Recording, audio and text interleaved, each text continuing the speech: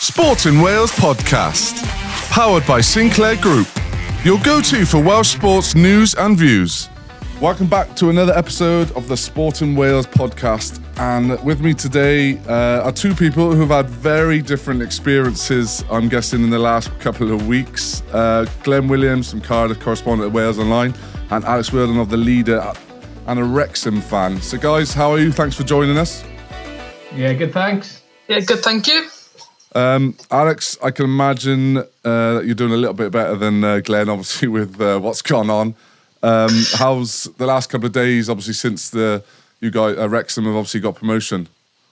I think the best word to describe is surreal, to be honest. I don't think it's sunk in, and I don't think it will until August at the earliest. Pretty mental. I'm just trying to enjoy every single moment because, you know, a long time ago we never thought we'd see this day. So, just trying to soak it in, really. Glenn, obviously on your side, it's, you know, obviously I've been going watching Cardiff since I've been in Cardiff. It's a pretty sad day, isn't it? I guess the couple of days to reflect, what's actually happened at the club and how devastating it is for Welsh football, I guess, in the capital.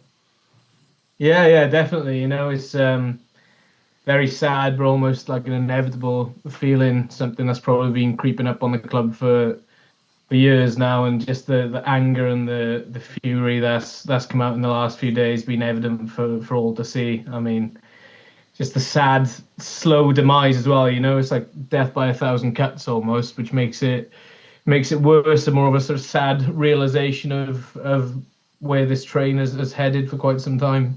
Yeah, well, we'll start with Cardiff. Let's start with the bad and then hopefully finish with a bit of positivity. Cardiff relegated on the weekend. Obviously, pretty tough to say that, really, considering, you know, they were in the Premier League 6 years ago. Been pretty, you know, been in the league for a long period of time. That draw at West Brom, I've seen a clip of them when it hit. I think it must have been like a pinball, and it hit the post about 15 times. You know, that goes in. They've given themselves a real opportunity to survive this weekend, haven't they? Like, what were the emotions like on the weekend of that game? Yeah, that was crazy. I think Alex Robertson missed two shots. Then Yusuf Salek hit the post, and then somebody else got their shot saved on the far side. It was just like a little microcosm of their season, because they haven't been played off the park or battered in many games. You know, they just haven't done enough to win enough games. They've just drawn so many games. And yeah, the stadium was a weird one on the weekend, because obviously Aaron Ramsey came in for the final 3 games. It was a real galvanising sort of spirit, and the stadium the last 2 games has actually been like some of the best atmospheres all season. But it's still just then that sinking feeling at full time, you know, and full-time whistle goes, there's chance for the owner to go, chance for Aaron Ramsey, like the players let them down this season, if we're being completely honest. This is by no means a relegation squad. It was a promotion squad, but in my view, it's not a squad that should be relegated to League One. Everyone's got to shoulder the burden, you know, shoulder the blame. And just where it's what they do now in the next few days and weeks leading into next season is so important. But yeah, come back to Saturday, just deflating. Just seeing how much it meant to the players. I know fans don't like you saying that, but you know, you were a player once yourself. Yeah. You do care. They're crying on the pitch, and it does mean something to the players as well. You know, it's not just the fans that are hurting. No, exactly, and it was probably good to see. Well, those obviously not good to see the players crying, but it shows obviously the emotion of the side of the game, isn't it? As a player, obviously everyone's sort of calling for Vincent Tan's head in terms of he doesn't care, but he's sort of come out and said he's going to run a review, and he does care. He says it's a bit unfair. Is that him sort of just saying that for press, or does he actually care? Was your opinion? Yeah, it'd be hard to sink or, you know, burn 250 million quid on something if you didn't care. I know there's a lot of anger, and you do point at the top, and rightly so. He's made too many big bad decisions, a catalogue of errors over a number of years.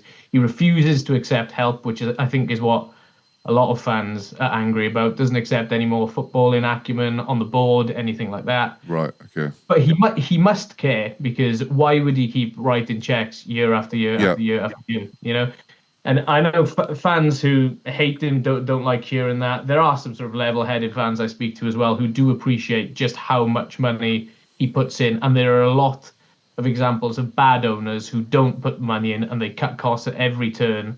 But he does put his hand in his pocket. He spends good money after bad, and he refuses to learn from his mistakes, and that is why fans are angry. I guess, obviously everyone being angry, you need, when you're angry like that, you need someone to blame, and I guess he's probably the easiest outlet, isn't he? Where's actually gone wrong then in terms of, there are three managers this year, haven't they? Obviously, Rivera Bullet, who was sacked from the worst start ever, wasn't it? Omar Riza obviously came in. I was at the Swansea game at home. Great win. You thought Cardiff would push on, but they just didn't. Did they hold on to Omar a little bit too long, and maybe Ramsey getting him in earlier? Hindsight, obviously. Yeah, probably a simplistic view, but not probably far off what I think as well. The problem is at Cardiff is that they entrust the manager with too big a responsibility. The chasm between the board and the manager is huge. Right. And while it's admirable that the owner wants to see young managers succeed, that they have not got the right support network around them to succeed at that football club. And I ask any fan and they will tell you that. If you're going to have a young, inexperienced manager in, you have to have a good footballing network around you. And Cardiff have not got that. Like a director of football sort of thing. Director of football. Vincent Tan is scared of that word, so you can't say that out loud to him. But everyone's got one. yeah, exactly. They need somebody with more footballing nous or experience at board level, just to act as a buffer, just to act as a sounding board. They've got an inexperienced recruitment department as well. So if you have somebody who knits that together, it just seems like the most obvious appointment ever. But he just refuses it because he was burnt by this guy called Ian Moody 12 years ago. So he hasn't gone back for one since, really.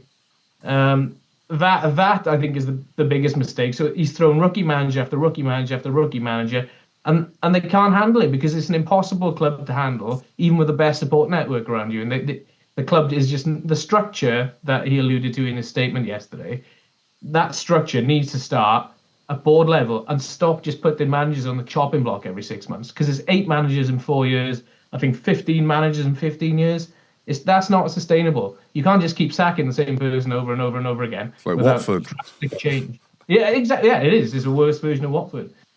So you're saying then, obviously, when the coaches come in, they can't just be on the paddock sorting out the team. They're sorting everything out in terms of recruitment and above. So, right, yeah. So he's going to have to obviously get over the fact that he needs someone like Director of Rugby, recruitment, someone else to organise that so they can do their job. Because I guess these coaches aren't able to do their job. 100%. The remit is too broad. The managers who work at Cardiff, right, are managers. They're the Neil Warnocks. They're the Malky Mackays. They're even Mick McCarthy. I thought was going to be good, and he started off amazing. And I was like, this is the sort of it went disastrously in his second season. But that's the sort of manager that works at Cardiff because they can handle everything. Young managers just don't work. And when they released that statement yesterday saying the appointment of a new manager has already begun. I think I saw you on Scrum 5 the other week, and you were talking about the right way to go about this is to appoint the new director of rugby and then appoint a new head coach, because then that's how you want that succession plan to go. So it alarms me that they're talking about appointing a new manager already, and there's no talk of another footballing appointment on the board first. Yeah, because then you end up getting too many different opinions, and no one's ever on the same page, are they? Alex, obviously looking out from in, what's your obviously opinion on Cardiff over the year? Obviously, you would have still kept a keen eye on them, obviously being Welsh. Also, what have you got an opinion on in terms of what sort of happened over there and digressed, I guess, the last couple of years, really? I think it's been the polar opposite of us. And I wanted Cardiff to stay up because I wanted to experience a Welsh derby. There was a Newport, and obviously Cardiff was a preference. I think it's the polar opposite of our ownership model from the outside looking in. You know, Rob and Ryan here got the right people in to support them because they knew they didn't have the knowledge, and it looks like from our side that the Cardiff haven't done that. And maybe if they had that, they wouldn't be in League One. But I think going forward, obviously, like Glenn says, they need to get that right, and that's the key to kind of getting back where they will feel they belong. Yeah, like looking at the table, 17 draws, Glenn. Like, I think there's only 2 other teams with more, which is, I think one of them's like West Brom, is it? And the other one's Preston. Like, Preston look like they're going to probably go down this weekend, don't they? If you're looking at the fixtures, I don't know what your opinion on that is. But what is next for Cardiff then? Obviously, Vincent Tan is he's probably going to put his hand in the pocket again. Are they just, because obviously going to lose a lot of players, they're going to let a lot of players go and start again? They're going to have to. Their wage bill is massive. I think their wage bill is something like 20 million quid a year. It's like the 7th highest in the Championship. There's no way they can sustain that in League One. I think they're probably looking at a 10 to 15 million quid black hole going into League One. So they're gonna have to cut corners. Cut their cloth accordingly, because they're gonna lose a lot of revenue. I know financial fair play or profit and sustainability is a lot more lax in League One, but still, you can't just keep burning good money after bad. Like I said, they have to get their house in order. But to do that, you have to have somebody leading the football operation. Who is leading the football operation? They got a part-time CEO, a non-exec chairman, owner who lives in Malaysia, and then they entrust, a 38-year-old. Well, at the minute, they're entrusting a 34-year-old Aaron Ramsey to run the football operation. Just saying that out loud sounds berserk, doesn't it? Yeah, because obviously Ramsey, in theory, is still a player, isn't he? So, he's only ever going to know everything on the field. As us players, we all have opinions, but we don't really understand how to run a business. Well, it's a business at the end of the day, isn't it? A football in business, which has obviously not been run well. Who are the names, I guess, that you'd want to come in to do that? Is there anyone that they've spoken about, or is it literally just about getting another manager replacing Aaron Ramsey? Well, that's what they'll do. They'll get another manager. They won't get a director. In terms of directors of football, I actually don't know. I haven't got that broad of a knowledge on available directors of football. There's a former Cardiff City player, Stephen McPhail, who's a director of football over in Ireland. He was in the director's box on Saturday, but apparently that doesn't mean anything. I don't think he's going to become a director of football, but somebody like that, I know fans would be grateful to see. But yeah, I think what they'll do, they'll just go down the manager route. At the very least, I hope they learn from their mistakes and they appoint somebody who's been there, done that. There's a guy called Des Buckingham who was Oxford manager last year, who I think would be a great fit.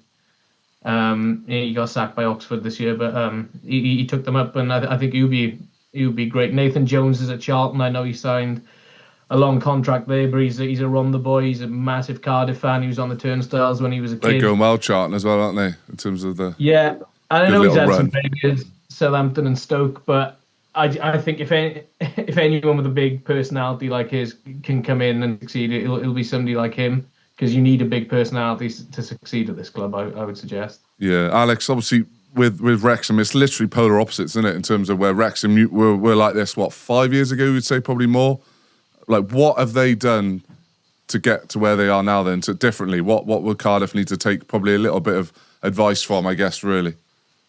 I think the biggest thing that we did well when the owners came in was they got people with experience in around them. We got Sean Harvey involved. Opinions differ on him, but he was involved, and they played a big part in getting the manager right. And people have their opinions on Phil Parkinson, and he seems to have been the best appointment that they've made, in my opinion. He got the football club, he invested in the area, he built that kind of environment that he wanted, and I think Cardiff would not do badly to get someone like that who will buy into it all and kind of, give the fans something to cheer about, and hopefully that can happen. But I would definitely say that would be the difference. Well, sort of like, I guess, get more. They need to sort of buy into Cardiff itself, because I guess tickets will be a lot less next year. Glenn, will that affect season tickets? League One, you're playing. Obviously, there's a couple of good sides in League One, but there's some obviously some teams not many people would have obviously played against much, were they? Yeah, it'll definitely affect season tickets next year. They got a 33,000 seater stadium. It'll be ridiculous seeing 9 or 10,000 in there. It'll just look daft. But one thing Alex mentioned there, which I thought is a point I've made recently, is just the engagement of the ownership. So Rob and Ryan, like that. Some say they do it for cameras, but you see them and they engage in the communities and they care and they're involved in what's going on. They listen to fans. They don't just pay lip service. And that is the big disconnect at Cardiff, is that they don't feel like the owner cares. He doesn't get involved in any community aspects. He's been here twice in 6 years, hasn't met any fans. Just little things like that go a long way. Little 5% in elite sport go a long way, and you need your fans in this game. Yeah, because obviously, Alex, when Ryan and Rob took over, everyone just thought, this is a publicity stunt. We're buying a random club. It's only for money. But they've actually built up such a fan base, and they obviously with the Netflix. The club is worth a fortune now in terms of what they put in it. But they do invest, don't they? And they're there week in, week out. They're flying in and out of America every other week, near enough. Yeah, I think when they first took over, having been a Wrexham fan for many, many years at the time, I kind of felt, why us? Are we just going to be put on Disney Plus to be laughed at? But they've surprised everyone, I think. And when they come over, they've been over less this year, but obviously they've both been very busy. They really take the time. The club have got a quiet zone over in the far end of the Mould Road stand, and every single game, the owners make time to go and sit with the people in there. People who've got autism and things like that. They take all the time in the world to sit with them. As they walk back, they'll stop for selfies. They'll stop and have chats. And some fans just simply want to shake their hands, and they're more than happy to spend that time and get that honest feedback and create that relationship, which I do think has been key to the success. Yeah, obviously with Cardiff now in League One, Glenn, let's speak about what are their chances of coming straight back up? Because ideally, a club like Cardiff, they need to be in the Championship at least, don't they? Yeah, I know there's a lot of doom mongers or fans who've experienced some horrific football for the last 6 years who are quite negative, but you look at some of the teams and the squads in League One, and there's no excuses for Cardiff at least not being in and around the playoffs. They should be in title contention. Too big of a club, too big of a catchment area. The one major positive I would actually say is that they have got a good raft of young players coming through, and a season in League One where they're going to get more minutes than when they were in the Championship. I think in the long term, if we are thinking with our positive hats on, that could be beneficial because they're bit part players in the Championship and they should be tearing up League One next year. Whether that actually comes to fruition or not, of course, is another thing. But in theory, they should do well in League One. Yeah, well, let's hope so, because obviously we want to see if Wrexham going up and stay up, and Swansea, that would be, imagine having 3 clubs in the Championship, it'd be pretty good for, I guess, just Welsh football in general, wouldn't it? Sinclair Group has been part of the motor industry for over 80 years. That's not just a number, it's generations of trust built on shared values, because family isn't just who you're born to, it's who you choose to stand with, and that's what matters to us. We offer new and approved used vehicle sales and service for some of the world's biggest motor brands, and trust, that's at the heart of it all. So whether you're starting your journey or continuing a legacy, visit sinclairgroup.co.uk. Belong for good. Let's go on to Wrexham. Let's go on from a bit more of a positive note. Alex, you've probably been smiling since day one. It is pretty cool, really. You're getting the 2 absolute superstars buying the club, and everyone's thinking, they're all this. And literally within 3 years, 4 years, actually 4.5 years, they are in the Championship and 1 league away from the Premiership, which is absolutely mad. If they came in and said that 4 years ago, what would you have said? I mean, I remember being at their first press conference when they first came over, and they said that, and the Wrexham fans amongst the journalists there, kind of laughed and thought, you're having a laugh, that, we're struggling to get out of the National League. But from minute one, I think, you had that sense of belief. That first full season when we lost the playoffs, at the time, it felt like the worst thing in the world, but I think actually that did us the world of good. It gave Parkinson time to get the squad together that he wanted, that has then taken us up the leagues. And I think every Wrexham fan will tell you that, it's kind of League One felt like where we belonged, and that one, the promotion from League Two to League One felt right. This one feels kind of peculiar and a bit more bizarre because never in a million years did we think we'd be this close. What's your take on it, Glenn? Obviously, with 4.5 years ago, they took over Wrexham, the sports guy. Like, just the strange thing was just obviously buying a club in Wales up north, but their achievement is it's unbelievable, isn't it? I love it. I think it's amazing. They've done it all right. They've done it the right way. It's nice to see them document it and actually see how they've done it as well. And to be on the complete polar opposite side. I mean, I've seen loads of Cardiff fans in the last few days just saying, look how they're doing it. This is how you do it. And when they took over 4.5 years ago, that's probably not what they were saying. They probably weren't even worried about Wrexham. It's like, they're so far away until they're even a concern. And now they're not even going to play them because they're above them. It's crazy. I love it, though. It's brilliant. I think it's so good for Welsh football, so good for North Wales as well. And Wrexham is a fantastic story club, and it should get all the headlines it deserves right now. Oh, I'm sure they get another Netflix deal. I'm sure it'd be even bigger, wouldn't it? The Championship. Like when you look at it, 4.5 years, Ryan Reynolds and obviously Rob McElhenney took the club.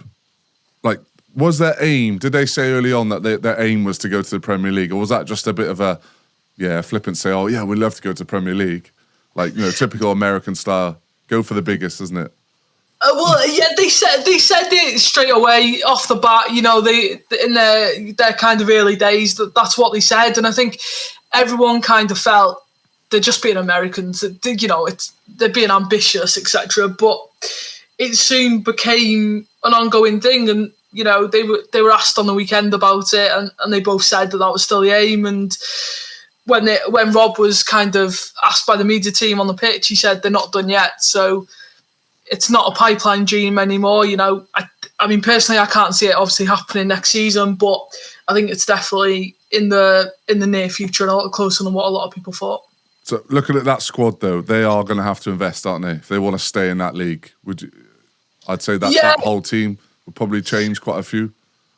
I think he will keep the core of it kind of the same. I think we've bought players in League One that can play at the Championship level. I think the biggest thing will come in the squad depth. I think there's a lot of players that we need to get rid of now. A lot of hard conversations need to be had in the coming weeks because that squad depth simply won't get us where we want to be. So I expect to see some big names come in, but I think the core of it, the defence, Max Cleworth, for example, Ollie Rathbone, just Sam Smith, who come in January. I think the core of it will stay. Yeah, a few younger faces would be nice, not necessarily like a Jamie Vardy, but yeah, I think there will definitely be wholesale changes.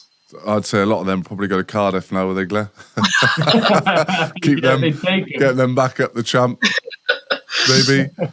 Take Jamie Vardy at Cardiff. Yeah, but I was about to ask you. Obviously, Vardy's already been linked with Wrexham. Like, do you need players like that experience, or is it more of just a bit of a stunt, that sort of a publicity sort of thing? I kind of feel like, for me personally, although obviously his quality, I wouldn't say no at, but we've obviously got Stephen Fletcher, we've got James McLean, we've got Jay Rodriguez, just to name 3 off the bat. I don't want us to become a graveyard for ex-Premier League stars, etc. I think going forward, especially up front, we need that youth pace kind of side of it now, and not necessarily a 38-year-old striker. Yeah, I guess probably now you're in a champ, next year or two will be about trying to just be solidify yourself in that Championship hit. And then obviously I'm sure Rob and Ryan will really want to push you guys Premiership, whether it isn't next year or the next couple of years. But like, how long will it realistically take, do you reckon, for Wrexham to go for it? I guess how much money is Ryan, and it depends how many films they do, isn't it? I think realistically I'd expect it to be anywhere in that, I'd say in the next 5 years, give Parkinson the chance to consolidate. I would love nothing more than a season of mid-tableness and no drama, no heart attacks in April, just nice and simple. But I think they'll have a target in their mind for next season. I think it'll grow each one from there, and who knows? But yeah, in the next 5 years, I would say definitely. Yeah, obviously I do. if they do end up staying, because it'll be a tough league next year. Obviously, with you got likes of Birmingham going up as well, and obviously Ipswich, all the Premier League teams coming back down, haven't you? And obviously with their balloon payments, they'll probably look to go back up. So it'd be a pretty tough league next year, wouldn't it? Cardiff going forward now. Then obviously League One, like their expectation is obviously to go straight back up, but. Is Vincent Tan the right man to stay in charge, or are they going to obviously he's going to look to stay long term with Cardiff? Yeah, well, the trouble is his valuation of the club is way out of line with what anyone will pay for it, and it's certainly going to get more out of line now that they've been relegated to League One. I think you lose something like 30 to 40% of what your club's worth when you get relegated into League One, and now. If he sells up tomorrow, he has to literally wave goodbye to 80 million quid's worth of debt as well. So tack on where he thinks the club is worth on top of that. And it's a massive sum of money that nobody is going to pay in League One. So in short, he's going to have to be the guy to get them back to the Championship, because nobody's going to touch you with a barge pole for the minute. He's just got to put action. He's got to put his words into action. And you released that statement yesterday. I saw a few people say it looked like it was written by AI. No comment on that. What, ChatGPT? ChatGPT, yeah. But he's got to come here. He's got to be present here in the community. He's got to listen to what everyone has been telling him for years, including the chairman. Apparently, the chairman has told him about a director of football. Just somebody to ease the burden and lead the football inside of it, because nobody's going to lead the football inside of it. Every other aspect of this club, so the academy, the women's team, doing really well. The blue ribbon product, the men's team, which is what the whole revenue is contingent upon, is not being structured properly. And in many people's view, that's mind-boggling. Yeah, they're going to have to. It's definitely. I think you've hit the nail on the head in terms of they need that director of football, that sort of that structure. And then a detail of how they're going to go about it, don't they? Obviously, because their academy, they've got a lot of young, good players, haven't they, in and around them? Yeah, academy's great. They've got a brand new site in Llanrumney, which is really impressive. They're building a brand new training ground by the Vale, by the rugby training grounds. The stadium's huge. The catchment area is huge. They've got everything. They've got a huge fan base. You know, Premier League standard, isn't it? It is Premier League standard. Every manager that comes in here, they say, Mick McCarthy was one. He came in here and he was just like, wow, I can't believe that this is what this club and this infrastructure is like. It is built for the Premier League, but they just haven't got the personnel in place to steer them there. We heard Alex there talk about all the experience that was brought in around Robin Ryan at the start. You know, they just need to learn from that. They need to drop their pride and accept the help. Yeah, I guess when Rob and Ryan came in, they probably didn't have too much of a clue about football, did they? Who was the instigator of that then, in terms of getting the right people around them? Because obviously it's worked. I think the first big, so they had Humphrey Kerr come in alongside them, who had a bit more footballing knowledge, but it was Sean Harvey that came in at the start, and he was only meant to be here for a short period of time, and he's still involved now, and I think he has his critics, Sean Harvey, and he's proved to be successful at Wrexham, and he would have been the spearhead behind it all, and kind of getting the right people in, and I think we're seeing that success now, because obviously Parkinson is still involved now and still manager and got us the historic 3 promotions. Yeah, you got to give it to Parkinson. He's some man. So let's talk about it, because we haven't spoken much about it yet. Is their trip now to Vegas? I'm sure that's a booked in, guaranteed, is it?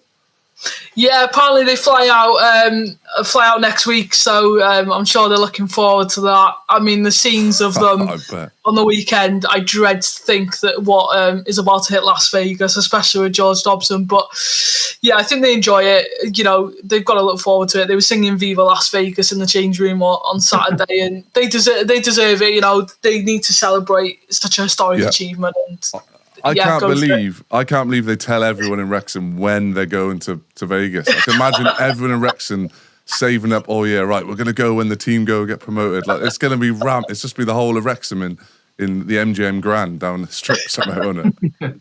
It's just crazy. I don't think it'll ever feel normal, to be honest. Have you heard any stories like that, Glenn? Like other teams going to trips like that, obviously after promotion and so forth? Cardiff, what do they do when they got the Premier League? I think they must have done a good trip now.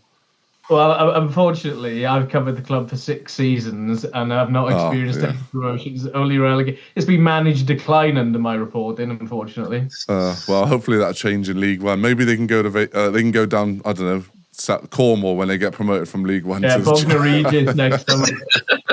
West Wales. Yeah. Sinclair Group has been part of the motor industry for over 80 years. And in that time, we've learned it's not just about cars, it's about the impact we leave behind. We believe in driving change, supporting the people around us where we live and work. Because when our communities thrive, we all do.